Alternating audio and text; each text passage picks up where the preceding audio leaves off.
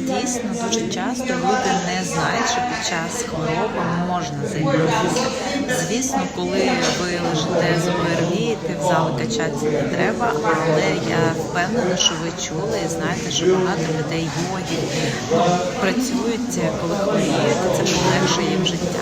От, наприклад, Наша написала, що під час респіраторних захворювань вона робила мої руханки, і їй дихається легше.